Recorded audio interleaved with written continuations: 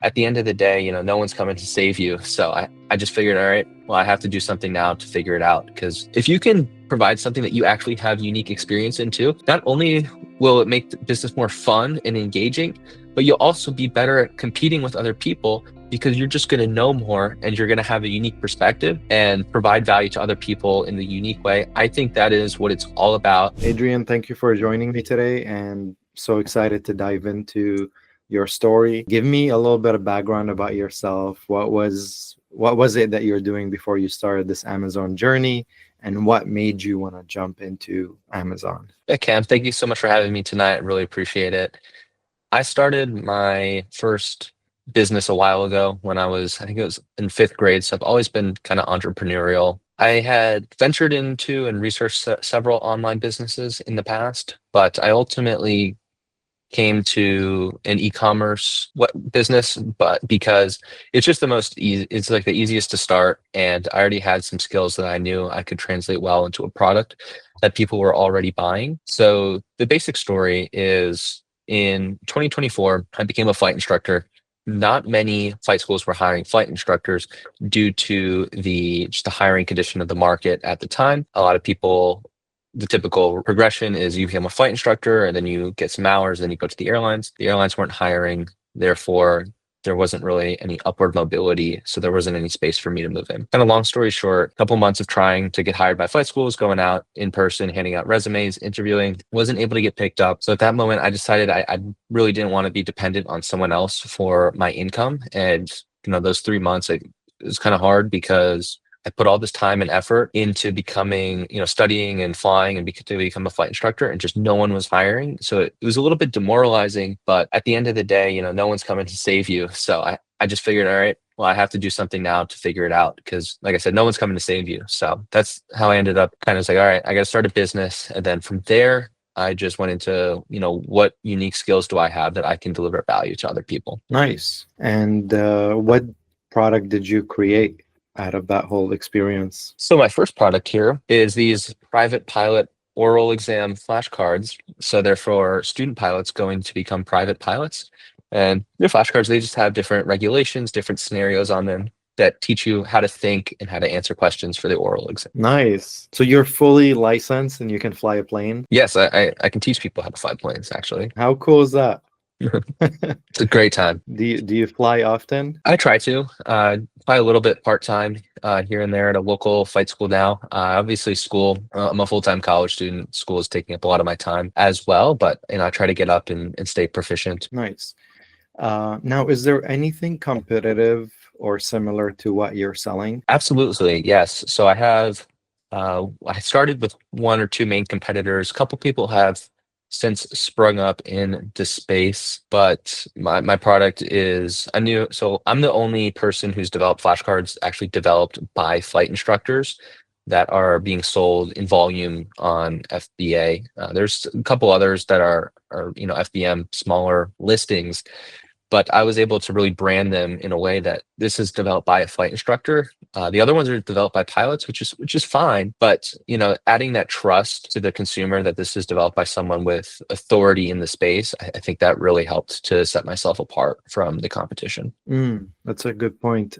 And were you doing any research initially to figure out, like, is there any demand on this type of deck of cards or this type of info product? Absolutely. So when I started looking, I went through a bunch of different product ideas. I ultimately landed on the flashcards because there was already a proven seller in the space with about, I think, 50 reviews at the time and selling about, I use Helium 10, so about, it's not always perfect, it's like $8,000 to $10,000 a month in revenue. So I knew that there was definitely demand. Obviously, it's a pretty niche market. So was it like the magnet scores and stuff on the back end of Helium 10, there really wasn't any data that was sufficient. I couldn't make a decision based off just the data. I kind of had to just go with my gut on this one, which, it's not always the best to do, especially when you're talking about investments in business, but it worked out in this case. So I could clearly see, I could read the comments. I went on Reddit, read what people were complaining about, especially in the reviews on Amazon. And from there, I was just able to find out, okay, what do people not like? And then how can I pretty much solve all of their problems with my product? And what is your brand name, by the way, and how did you come up with it? So the brand name is Check Ride Study Guide. It's blurring, but it's called Check Ride Study Guide. So the Check Ride is the final test before you become a pilot. It consists of two parts. You have an oral exam and then a flight portion. The flashcards prepare you for the oral exam. And then I chose Study Guide just because it rhymes, and I mean it's to help you study. So it's hopefully it's self-explanatory for the consumer. Nice. And I love the design that you have on the box. It looks pretty cool. It looks neat. How did you design your product? Thank you so much. So actually, I found the designer. So the designer I used, he designed the box, the logo, and then the cards. And he also did a second product, which isn't released yet, but he's doing the instrument ones as well. So I found him through the contacts list in the course, actually, on that spreadsheet. So I was able to contact him and hire him for the designs. Oh, nice. From the passion product formula course on the contact sheet.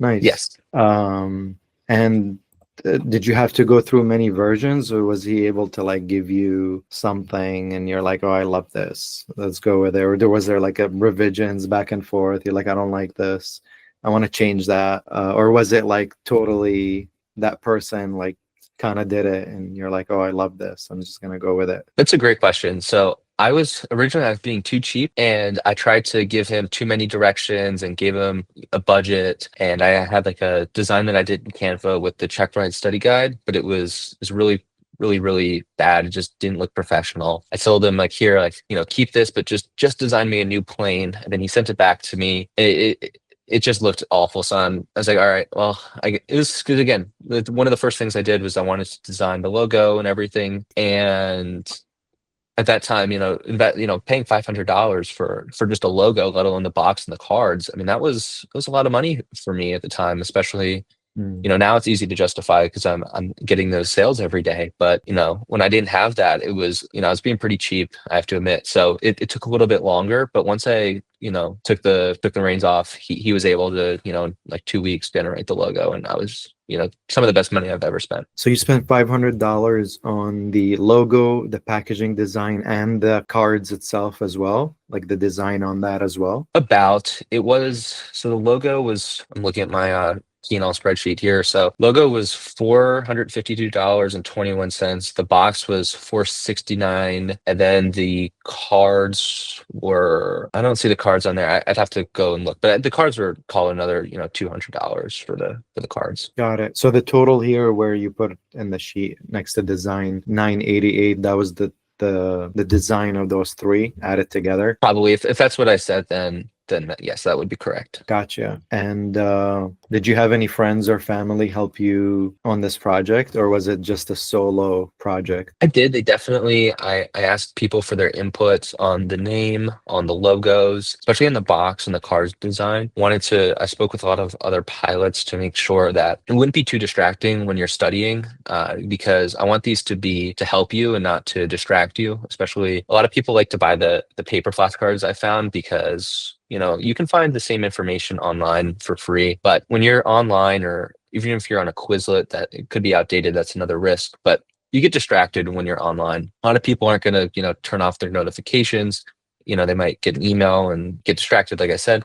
So the paper really, I mean, you put your phone in the other room, you have your box of flashcards, you can just go through those for a couple hours. But I wanted to make sure that the designs weren't too distracting themselves. And you put here that you spent $1,400 on a software tools. What is that for? So I included the software tools as the course. So that it's $1,000 right there. Mm. And then just other, Google Workspace accounts, I think, was included with that. Some, I don't have I could open up the spreadsheet. But just some miscellaneous stuff. Helium 10 was included with that. So a few months of Helium 10, that adds up quickly, unless is that itemized somewhere else? Usually we put it there, but I don't know if you included it somewhere else or as part of that. Okay. It may have been. I'm sorry, but I was a little bit, conservative on the numbers. So I'm not sure if, sorry, I should have No, you're good. I'm just trying to get a clear picture on your how much it cost you to start this business. Yeah, it was like 12,000 all together. Sorry, I'm trying to find the email right now to pull it up. I was looking at my other spreadsheet. How did you get your product photos for your Amazon listing? So the product photos were done by the designer. He did them as a render once I approved all the designs, sent him over what I wanted to do, and he just made some mock-ups. So it's way cheaper than doing actual product photos, I found. The same person who designed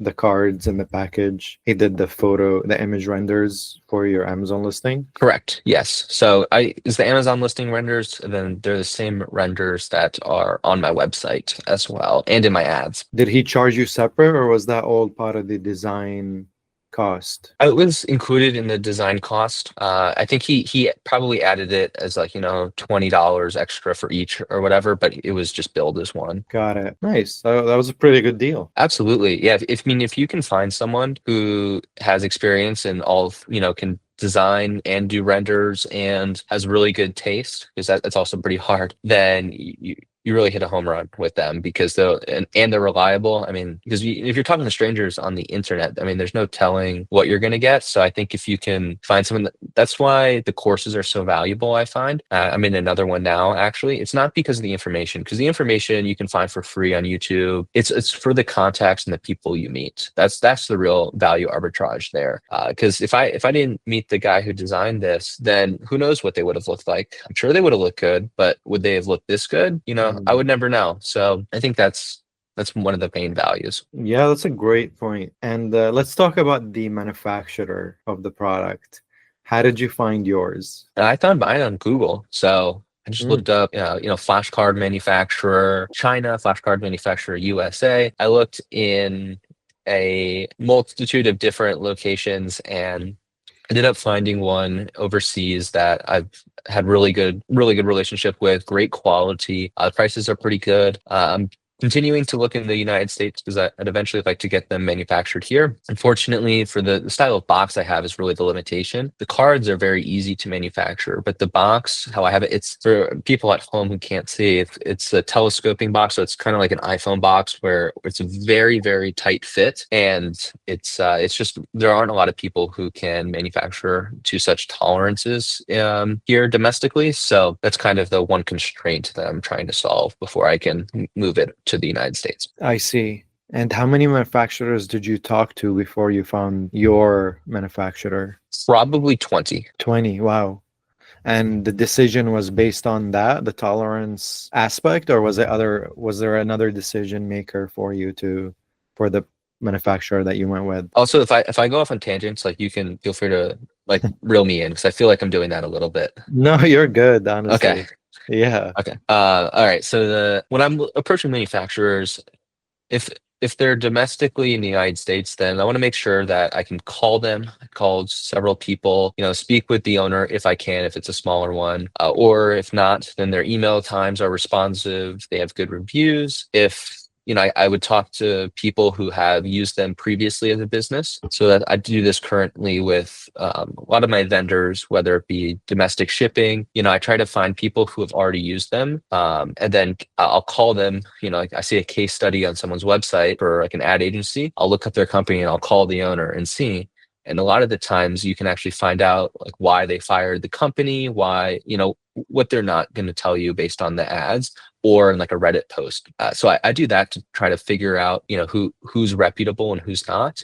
Overseas, what I look for is, do they communicate quickly, within 1 to 2 days via email? Do they have decent English skills? And are they, again, reputable? Because, I mean, there really is no recourse if they want to steal your money, or if they, take your money but give you a product that is less quality than was advertised, or some other dishonest activity. So you have to be really careful when vetting them, and I just look for the same kind of principles that I would look for in just any person who I'm going to be friends with. And I'm curious, for your card deck, did you request samples before you placed your order? Absolutely. So that was, of course, another way I was able to figure out what kind of quality that they have. So I ordered some samples just of the products that they make for other people. So they sent me a big box of just so my manufacturer. It's not like they're just a flashcard manufacturer. They're a general printer, so they have varying levels of card stock. It also gave me the opportunity to feel the cards and see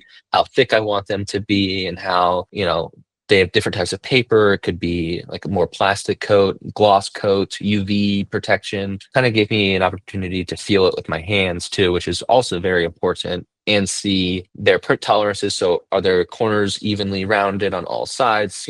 You'd be surprised. Sometimes people just aren't that consistent. So yes, I was able to get those samples from other products they make, because that's just easier for them to send out. And then once I got a little bit more serious, I did get a production sample from them. Now I noticed you spent almost $500, 450 on your samples. Why did they cost that much? So I ordered 4 boxes of flashcards to initially test. They Mm, have to, at least this is the way that they justified it to me. Again, maybe they're taking my lunch money here. Just I don't know, but they have their big main manufacturing line that they can print off of super quickly and easily. But to do the samples, they have to either shut it down and print my samples, or they have to use a smaller machine that uses more labor. So basically the opportunity cost, if they have to shut down the manufacturing line, costs more for them. Or if they have to use the smaller machine, then it takes more people, or it takes one person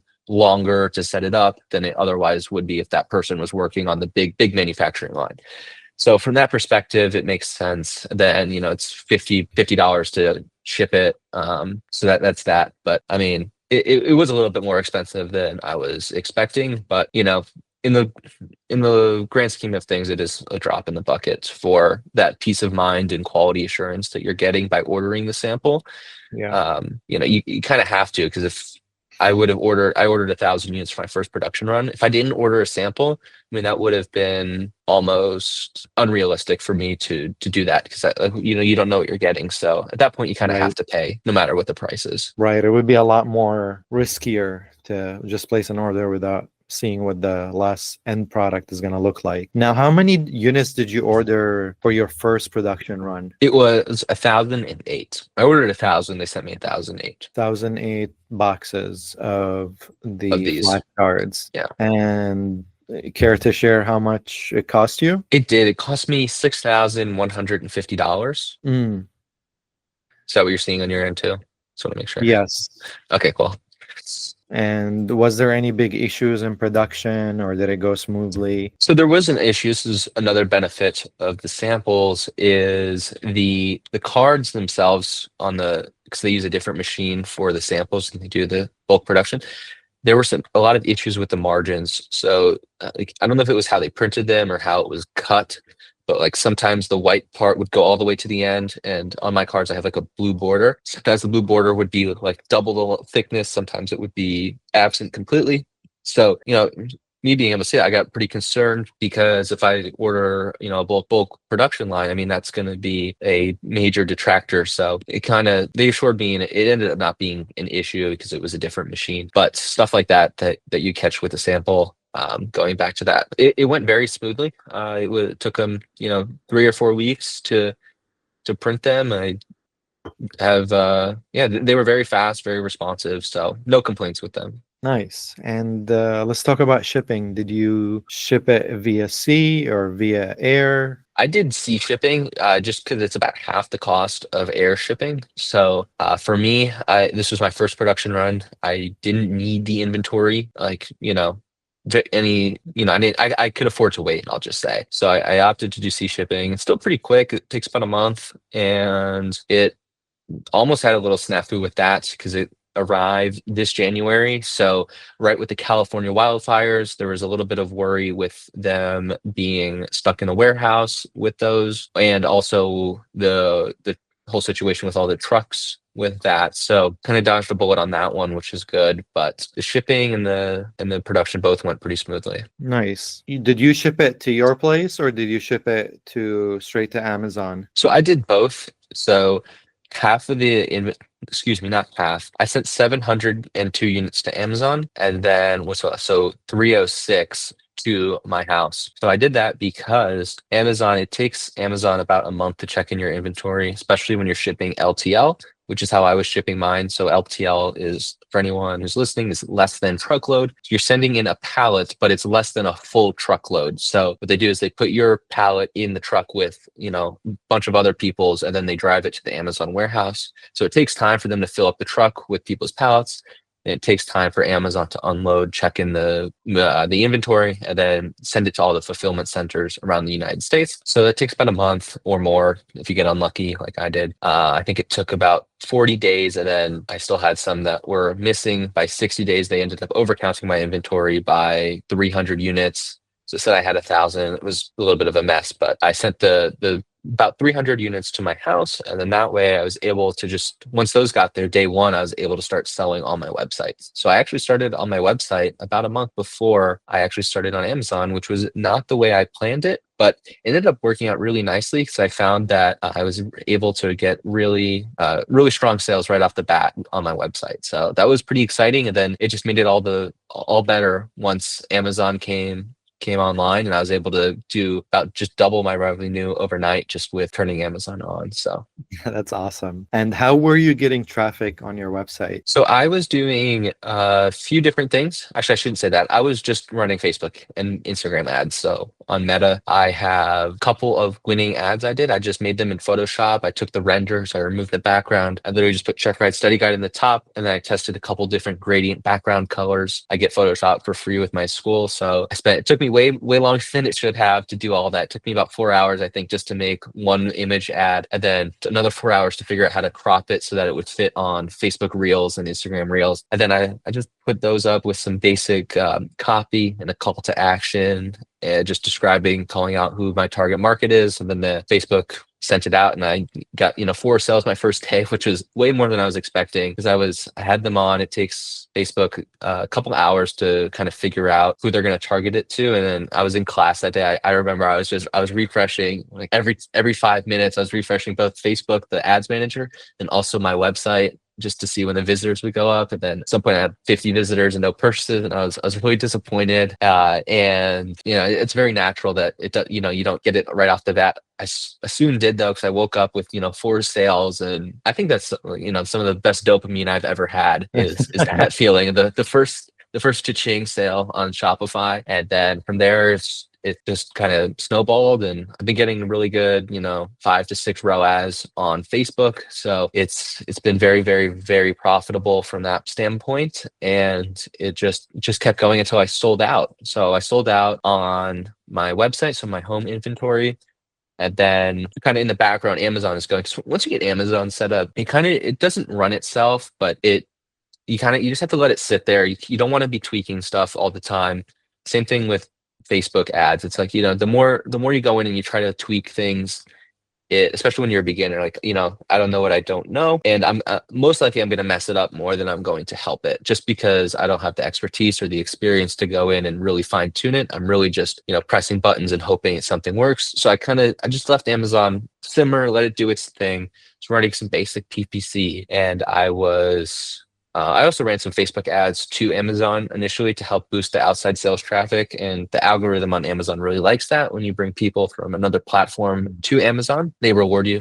Actually, right now I have Amazon's Choice and overall new pick. So, it's been going pretty well on that front, but I just let it kind of build up. And now I'm doing a decent amount of sales daily on Amazon. And then once I shut off my website, then it was all Amazon on that front. And no more Shopify? No more Shopify for right now. I have another load of inventory coming in. This time I doubled my order, so 2,000 units. 1,000 will be going into Amazon. They are in the delivered, but they're in between the delivered and the received. So they're at the fulfillment center, but they just haven't been unloaded off the truck or checked in. So hopefully in the next 10 to 20 days, I kind of start seeing that inventory become available for sale. I have another 1,000 units that are headed to my house as well. And then once those arrive, then I'll turn on the Shopify. I did do a little bit of Shopify through Amazon's multi-channel fulfillment service, MCF. So I have that linked to my Shopify. So right now, a couple times a week I'll get a Shopify order on my website. Someone will find it organically, or they'll refer a friend, or it comes through in one of my email marketing flows, and they'll buy. So then I can just click a button and then Amazon ships it out. But that gets very, very expensive, especially compared to having doing it at my house myself, because Amazon, I think they charge me about $10.21 for each order that I fulfill. And through USPS, it's about $7. So it's quite a bit more. And then if you send it to Alaska or Hawaii, that increases, they double it. So it's 1040, or excuse me, 2042, I believe. Could be a little bit wrong. Just because while it's not a big box, it is quite heavy. So they do get me on the fulfillment fees with that. So I stayed away from doing that. Long term, it's kind of just like an emergency thing. So that way I can still fulfill orders if I get them. I don't have to refund them. Still profitable, but I just rather have the people buy it through Amazon, help me with the algorithms over there and the reviews on there than I would with my website. But once I get the inventory back in on my website, then I'll probably even increase the ad spend, because instead of having 300 units at my house, I'll have 1,000. So Mm. I love that. And the cool thing with Shopify is that your ranking is not going to change. It's based on demand from your meta ads. And I want to dive into the sales numbers in just a minute. But before we jump into that, rapid fire questions real quick. Where did you get your UPC codes? I bought them on GS1 for I think $30. And did you get an LLC too? I did. So I have an LLC. It's Check Ride Study Guide LLC. I did it through LegalZoom first. They ended up being a really bad fit. Their customer service is awful. I would say stay away from them at all costs. They tried to price gouge me, and then they were extremely hard to get a refund from, to the point where I had to do a chargeback, and that took like 4 months from start to finish. I ended up just filing it myself with the Secretary of State, and it was about half the price. And it was very simple. It's just a couple pages of forms that you have to fill out, and they'll give you an LLC and the state fee too. But it was very simple, and I recommend everyone just do that. I guess it probably depends on your state, depending on the regulations. But in Tennessee, it was very, very easy. And LegalZoom, their customer service was very poor. How much did it cost you exactly? It cost me, so I took a little bit of a loss. So there are some sunk costs with the LegalZoom. They gave me a partial refund at first, and then later bank gave me the rest. So I have a little bit of sunk costs in there with that, but it costs me, after taxes and everything, $306.87 to register it with my state. Nice. And did you get trademarked?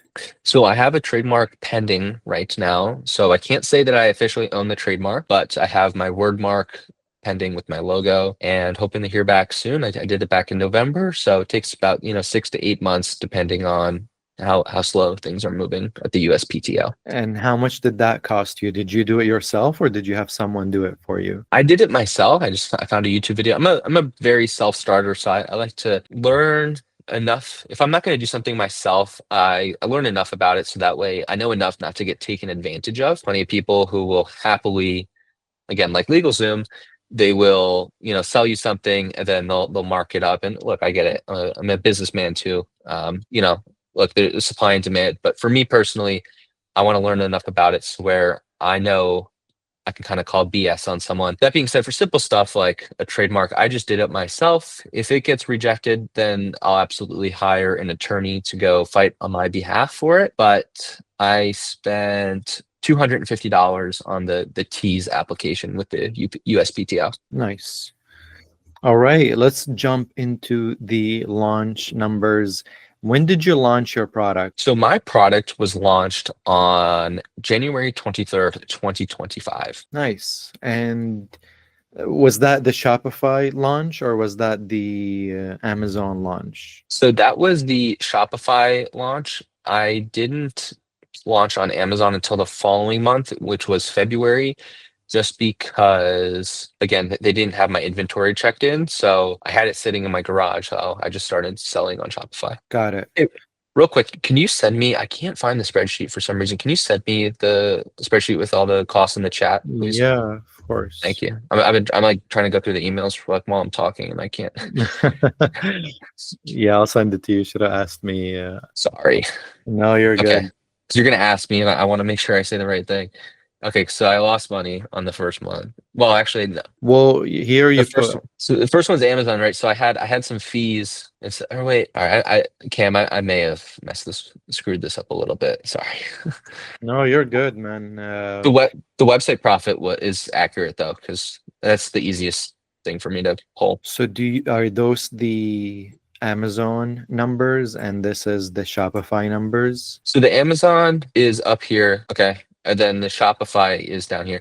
These are accurate. So this would be February, and then this would be March. This no, I'm sorry. This is February.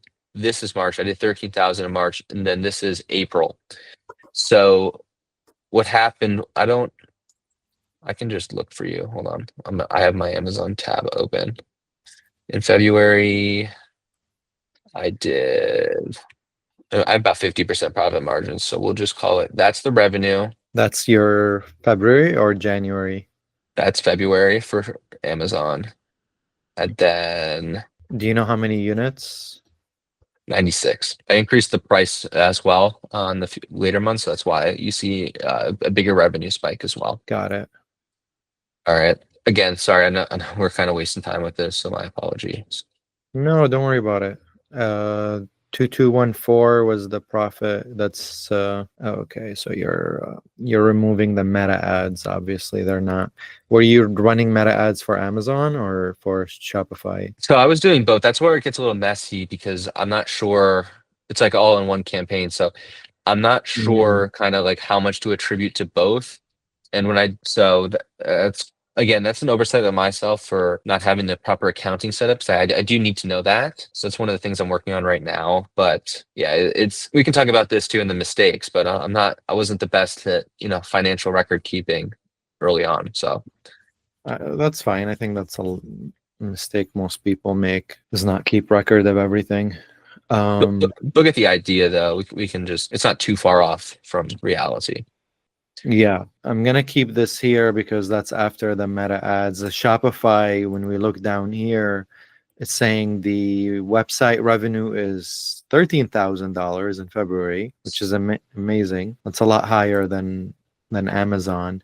But It then it still is says that way, by the way. My Shopify is about a third higher than my Amazon. a third higher. Yep, And on average. Yeah. gotcha. And after expenses, it's showing here the Shopify website profit is 5,000. Your expenses are what? The meta ads and the what are you subtracting from the revenue? The cost of goods, the shipping Yes. cost. Yes. So there's a couple things that are going into those expenses. I have the advertising cost, the cost of goods sold, and then the shipping to the customer. There were some other things that I did for my first production run that, now that I've kind of become more accustomed to different ways of accounting and record keeping, I made some mistakes. So what I did initially was to compute the cost of goods sold, I took all of my expenses, I added them up, and then I divided them by 1,000 to distribute like all my startup costs, including all the software, all the courses, or not all the, just that one course, all the design costs into the unit. So my unit cost ended up being inflated rather than just the production cost. So that way, because I wanted to calculate like how many units do I need to break even. So I did that so I could make that calculation simpler, and I kind of kept that. So that's one of the things going forward that I'm changing about how I keep records and keeping those expenses more separate. And so that way on like the profit and loss statements and my balance sheet, I can have a better clarity on where my money is going. But initially, I kind of just like lumped everything together. So that's why you're seeing a little bit higher of an expense on that front. I see. And did anything happen between February and March? Anything? Because your sales more than almost tripled between They February and March. Yeah, that was great to see that growth, and it really reinforced what I was able to do. I'm definitely able to help a lot of pilots a lot of students become pilots, and it's super fulfilling for me. The reason why you see that growth is one, because Amazon, once I listed on Amazon, it took a little bit to get that momentum going, and they kind of help you out when you're new. They give you like they call it the honeymoon phase with Amazon, where the algorithm pushes you up a little bit. So I kind of got a little bit of a bump from that. I also just spent more on meta ads. So once I had some more cash flow coming back in from Shopify and Amazon, I was able to reinvest some of that cash flow back into more advertising, and that's why you saw that grow. I also did some more, so I started with just image ads. I also hired some UGC influencers to create some video ads that did very well, and I also did some more email marketing that helped, and I posted more on Instagram that generated a few sales as well. But the doubling was really the increase in ad revenue, as well as the bump I got in Amazon. I also started doing PPC. I didn't do PPC at first, but then I wanted to see like what I could do without it. Again, because I was being a little bit cheap.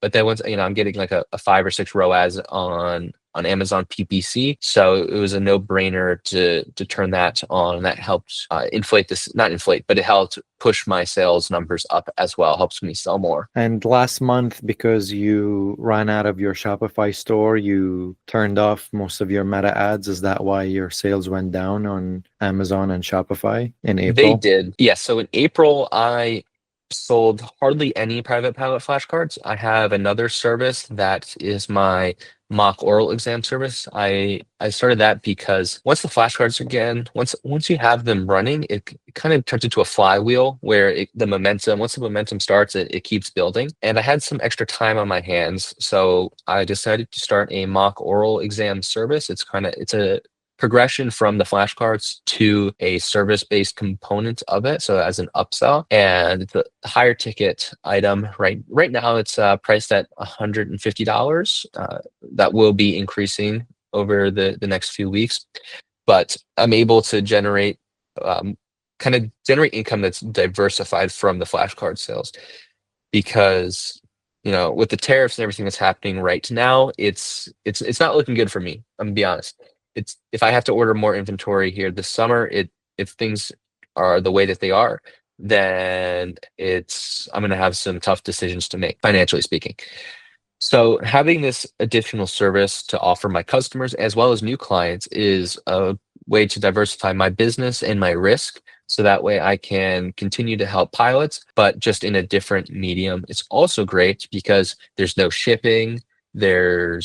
I still have, cost of goods sold, labor costs for the flight instructors that I hire to do the mock oral exams and the marketing, but it's a lot simpler from a supply chain perspective. No one can tariff it. I think about 76 or 78% of the US economy is services. So, I mean, it makes sense that I would have a service component to my business as well. It's also a higher ticket item, like I said. So the person who's going to be able to spend that money is a more valuable customer to me long term, because they're spending more with me up front. And that means they're going to, not necessarily means as a rule, but as a generalization, it means they are going to be more comfortable spending higher amounts of money on things that they see online. So my ability to remarket to them is increased, if that makes sense. They have a higher lifetime value to me. Yeah, that's amazing. That's a pretty cool way to diversify your products and add extra upsell. Also, to collect all that info is really great, because you can always reach out to that customer and offer extra services, products, and whatnot. Yeah, it's been great. Yeah. Are you considering raising your prices because of the tariffs? Not because of the tariffs, necessarily. Right now, it's come to my attention that in my quest to make the best private pilot flashcard set on the market, I went a little bit too fast. I'll be honest. I made a few mistakes with the cards. There are some spelling errors. There are even a couple outdated cards because the regulations changed. I made these in 2024, effective 2025. It's a few new regulations that changed, and people aren't happy, especially when they spend $55 on printed flashcards, that there are errors, and absolutely they have every right to be. It's 100% my fault. Um, I think these flashcards are much more valuable. I do have some competitors who are charging a higher ticket price for them.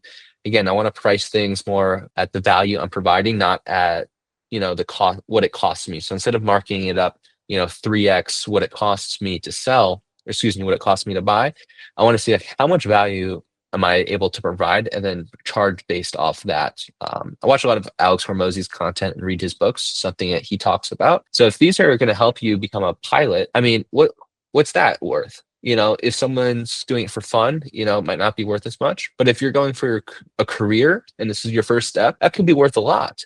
So being able, obviously, it's at the end of the day, I'm not crazy. It's still paper in a box with ink on it. I can't charge um, anything too high or crazy. So, but pricing it, I think, at a higher structure that is more in line with the value it provides. That being said, the value it provides right now, in my opinion, is not as much as it could be. So I'm not going to raise the price currently while I still have these errors, because I think that would, at that point, I don't want to be greedy about it. I genuinely want to provide, again, I keep saying value, but I wouldn't feel okay raising the price on someone knowing that they could be getting more, and it's just because it's my own fault that they're not, and because I went way too fast. So I have an email when someone buys on my website. They get an email with a list of all the errors, and let them know like, hey, reply back if you find more.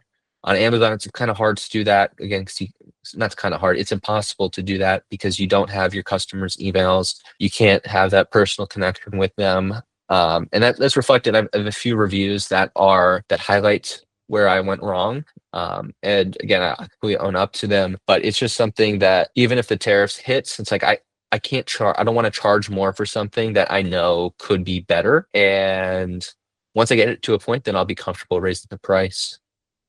Mm, nice. I mean, your profit margins are really great, so you should still be good even with the Yeah. tariffs. Yeah, I could definitely absorb the cost. It's not ideal, but it's not going to put me out of business, which is good. And I'm not losing sleep over them again because it's out of my control. I only focus on what I can control. Now that being said, is there stuff I could do like manufacturing domestically that I'm working on? I'm absolutely still pursuing looking at manufacturers on that front.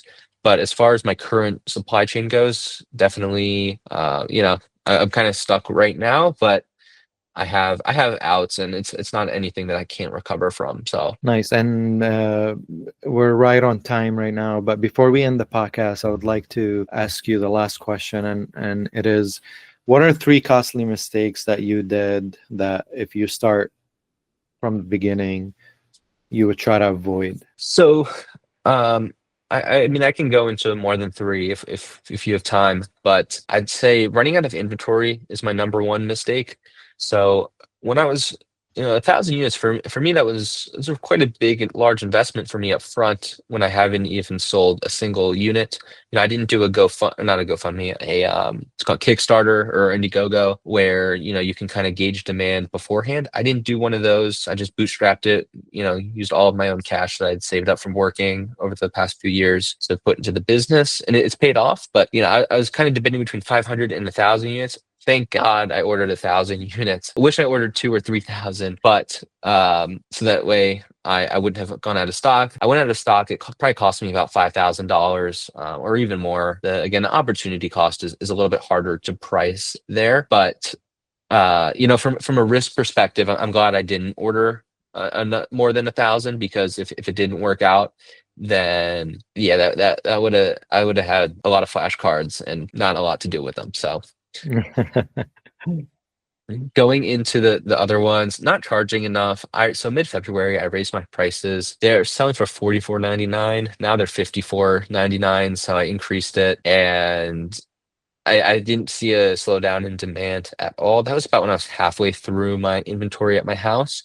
So I was like, all right, I'll just raise the price. And to my surprise, no one stopped buying. I mean, it's only $5 in the grand scheme of things. And again, I know I can charge more if I can deliver the value that I am providing. If I can provide the value to the customer that they're expecting, or even more than they're expecting, is really where I'd like to be, so that people are pleasantly surprised and tell their friends. But that definitely cost me some more money. So, even that extra $5 on 1,000 units, that's real money there that can be reinvested into the business. Here's what I'm doing. I haven't taken a single penny out for myself. I've just been continuing to reinvest and grow the business. And then not having an upsell or a funnel was again, I'm cautious to call these mistakes as well, because part of learning is making it's not only making mistakes, but it's just as you grow and you develop, you see more opportunities, and to look back on those as mistakes for not doing them in the first place is a little bit of a fallacy. I think I did include this as a mistake, but not having like the mock oral exam upsell, I could have done the mock oral exams even before I did the flashcards, and then done the flashcards Mm. as a secondary product. I, hindsight's 2020. I definitely could have started this business last summer instead of this January, and had a much bigger entity. But you can't really look back in the past and say, what if. That's kind of I don't know. I don't think it's a very productive thing to do personally. Another thing that's an ongoing maybe mistake is my accounting. So, like I said, I had a few errors with how I was doing cost of goods sold. I didn't realize that there's a specific definition for that. And I've just had a lot of learning opportunities with learning about how everything and how all the expenses need to be categorized. I'm in QuickBooks now, so I have everything, all of my expenses, all of my, contractor 1099s and W-9 forms for direct deposit for them. All of my, tax information is all set up now, and it's all perfect, I hope. So that way I know exactly where my money is going. I think that was one of the biggest mistakes is I started out, I had a spreadsheet. It was very easy to track everything before I was making sales.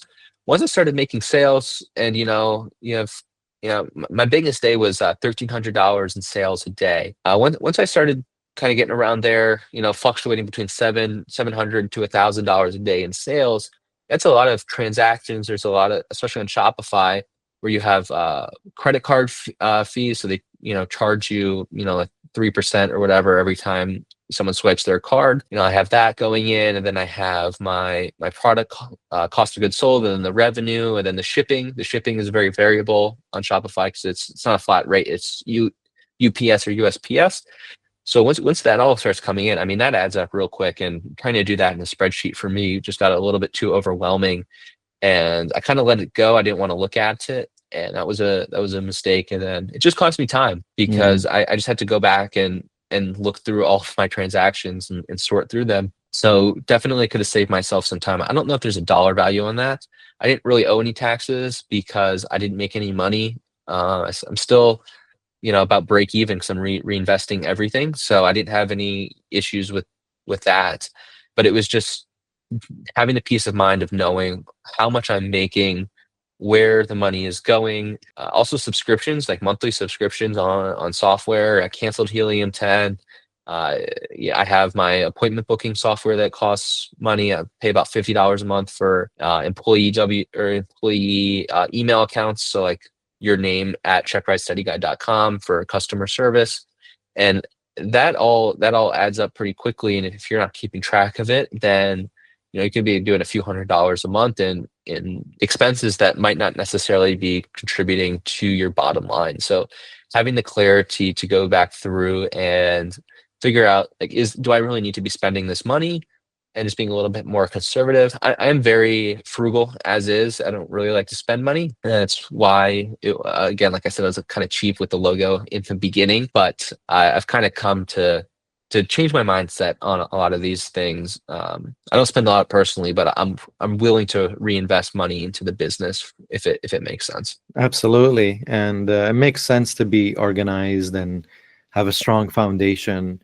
from the beginning, because if you start the business on wrong foundation, it could collapse, or it's just going to be all over the place and overwhelming. Having a visual representation of everything is really helpful. So definitely getting a hold of your accounting and your numbers can be super, super helpful. All right, so I've talked to quite a few people who are working on their own businesses, getting started, or even just thinking of ideas that they might want to either sell a service or a product. I think some of the big mistakes are, we've talked about it a little bit with the accounting, not knowing where your money is going and not being disciplined about that from the beginning. Also, I think that kind of online business can be seen as very sexy and passive income. I don't know what your experience has been, but at least for me, this is anything but passive. I'm a full-time college student. I am doing work for at least like 3 4 hours a day in addition to my full-time school, and I work a part-time job. So I'm doing it's a little bit more now because I have the mock oral exam business. So I'm going back and forth with customers and my employees. um, Not counting that though, I mean, there's Amazon that needs to be checked every day for listing issues, for customer messages. You only have 24 hours to respond. For checking the advertising on Facebook, making sure your ad account doesn't get shut down, responding to all the comments because every comment could be someone who's asking to a question, and if you answer that question, they're going to buy. It could be, on Shopify, of course, the customer service emails or refunds or hey, like I didn't get my item, or a whole myriad of different things. Business stuff, like, I'll get emails from my state saying, you need to file this for this kind of sales tax or this business license, or, then you have to go in and you have to read, if you're over a certain amount of revenue. Well, I'm in Tennessee, but if I'm doing business in New Jersey or another state, then if the sales are out of the state, then it doesn't count for some of this stuff. So there's a lot of time that goes into this. And if you get into, let's say, Amazon or selling something through your own website, and you approach it with the mindset of, I'm going to make $100,000 a year passive income, I think that is totally backwards thinking, and you're setting yourself up for failure because you need to be coming in with an expectation that this is not going to work unless I make it work. And you can definitely make over $100,000 a year profit. I don't want to say easily because it takes work. I'm definitely on track to do that. I've only been in business for about 3 4 months, but even if I don't even grow with my current track record and profit margins, then I will be there. And if listen to the people who have like Lambos on YouTube, they're not, you got to be really careful with who you listen to and try to find someone who's actually done it before, because they will be able to tell you the unsexy parts that aren't good for, like, YouTube clickbait titles. And there's a lot of lessons that you'll learn, and you're going to learn some the hard way. There's no way around that. But the hardest lesson to learn is not treating it like a real business, because you're almost guaranteed to fail. I mean, if you were also, I think my perspective is kind of flipped 180 on the startup costs as well. I spent about $13,000 to start the business. If you were to compare that to, say, a brick and mortar, like a traditional business, like if you want to start a car wash or a nail salon or a landscaping company. I mean, if you're starting a landscaping company, you need a truck, a trailer, a lawnmower, different equipment and you probably need some employees, maybe not. That's all really expensive. So if you kind of look at it like, I'm not prepared to spend this money. Well, if you were to go into any other business, then it would cost way more than probably your e-commerce company does. So you should go in with the expectation that it's going to cost more and cost double and take twice as long as you're budgeting for it, because that's how it was for me. Again, just because it was that way for me doesn't mean it's going to be that way for you, but it's pretty common that, everything costs more and things take longer, especially with the tariffs now. I mean, there's stuff that you just don't plan for that can happen, and you need to be prepared to absorb that, and also not to make money through passive income, because like I feel so bad for people who have that mindset, and they're seeing it online so much. So I kind of, if that's all they're seeing, then I understand why they might be led to believe that. But it's like you gotta look at it like a real business, because that's like the biggest trap is people get into this lifestyle thing. They don't actually view it as real work. And especially because let's say you get your Amazon business to $100,000 a year in profit, which, by the way, like a lot of people share their revenue, it's not profit. It's a little bit, revenue is pretty easy to get $100,000. If you want to get $100,000 in profit, it's a little bit harder. But once you get there, it's not like you're going to stop. I mean, what's next? Then you want to go to 500,000, and then you're going to go to a million. Once you get to a million, you know, if you get there, if I get there, I don't know, that'll just become your new normal. You'll be, if you're not happy now, you'll be just as unhappy when you get there. You'll adjust to it, and then you'll be thinking, what's next? What's next? What's next? So if you can kind of just from the start, just readjust your mindset that again, it's going to cost more, it's going to take longer, and that's okay. Then I think you're going to learn and you're going to grow a lot more personally as a result of the business and not just financially. If does that kind of make sense? Do you have any experience with that? I mean, also like asking people questions that you can Google. Now I'm just ranting at this point, but like like ask ChatGPT, look it up, look on forums.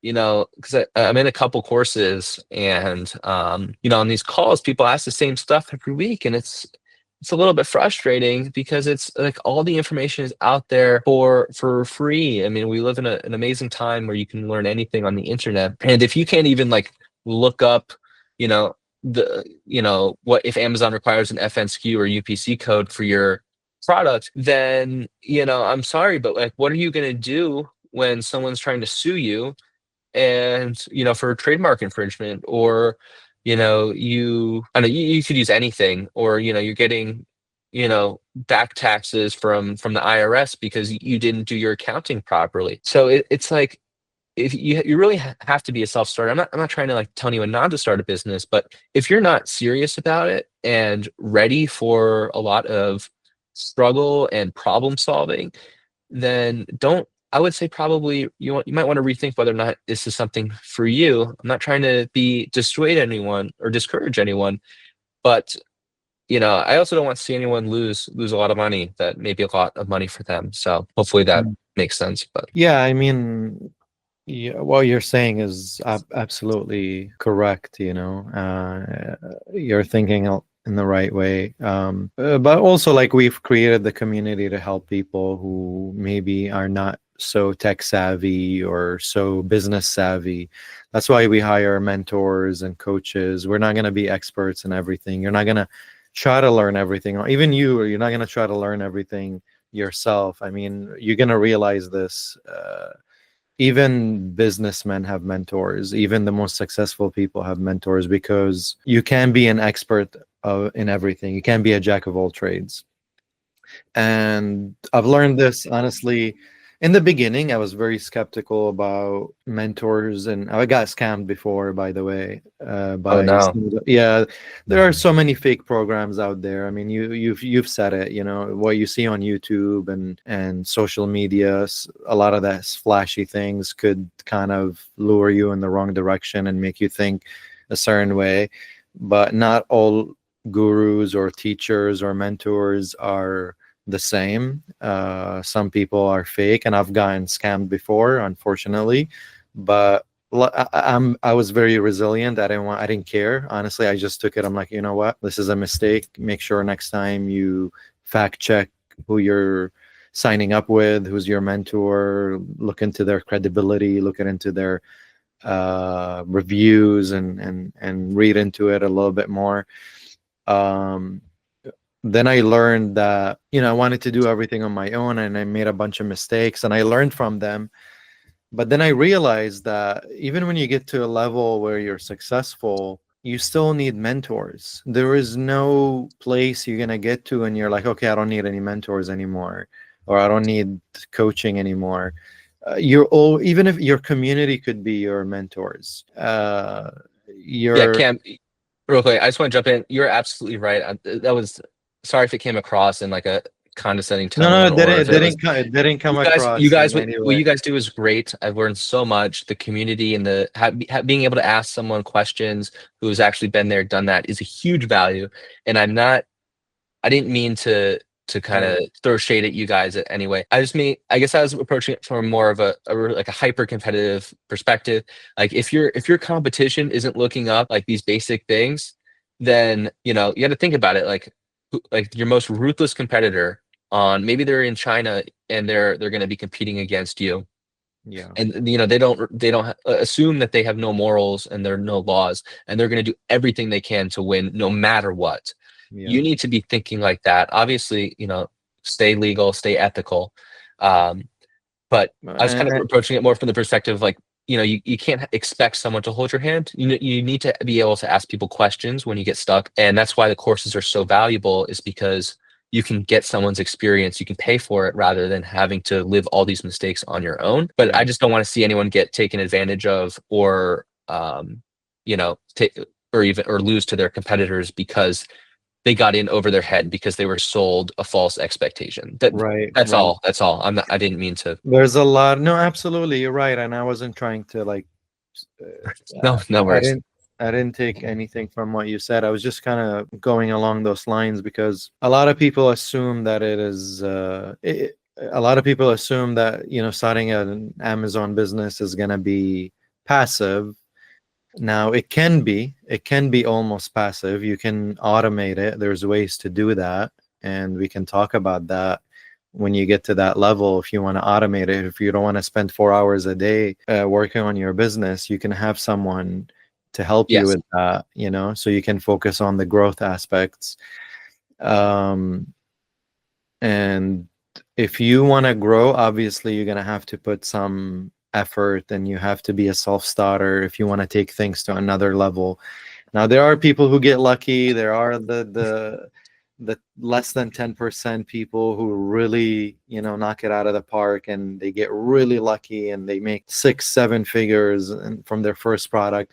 But for most people that's not the case. There's going to be a bit of a learning curve. The skills are there though. If you don't quit, I think the only way you fail is if you quit. If you don't quit, you're gonna get it. You're gonna make it happen. Even if you stack 10 products that are making you like let's say they're making you like $6,000 in net profits a year. If you stack 10 of them or more on top of each other, it's going to make you a substantial amount, and it's going to make you better at the game. That one of them is going to get you to where you want to be. But yeah, also entrepreneurship and starting a business, there's two ways to it. If you want to create a side income, it's great. It can pay for a lot of things.